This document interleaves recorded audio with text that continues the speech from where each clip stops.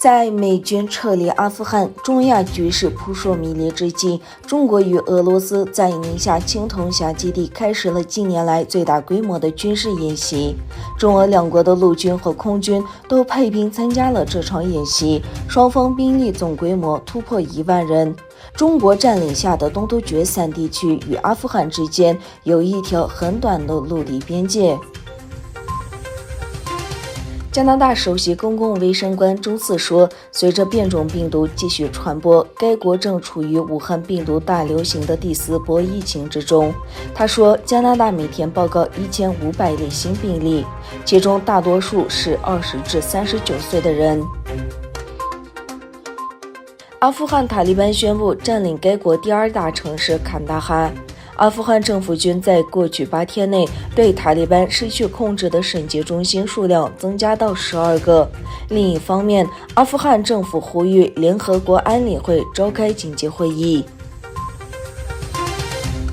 据俄媒报道，俄罗斯超高音速系统科学研究企业总经理兼首席设计师亚历山大·库拉诺夫因叛国罪被俄罗斯联邦安全局拘留。初步信息显示，从事超高音速技术研究多年的库拉诺夫将包含有这些国家机密科学发展的信息交给了一名外国公民。以色列外交部长亚伊尔·皮拉德开始对摩洛哥进行为期2天的访问。他宣布，他和摩洛哥外长会谈后决定，两国在几个月后互设大使馆。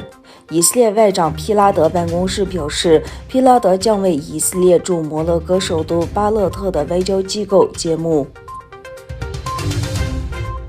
对2020年人口普查进行的一项新的详细分析显示，美国正在变得越来越具有种族多元化。过去10年来，白人人口数量在美国历史上首次下降。中国对维吾尔人的压迫政策在土耳其中部省开塞利遭到抗议，由维吾尔人和当地土耳其人组成的一群人聚集在共和国广场，展开土耳其和东突厥散国旗，并对中国作出反应。中国被指控对东突厥散的维吾尔人和其他穆斯林少数民族进行种族灭绝。中国宁波舟山港因出现新冠病例而关闭后，中国前2大集装箱港口上海和宁波的拥堵情况正在恶化。据报道，舟山港美东码头自周3早上开始暂停所有业务。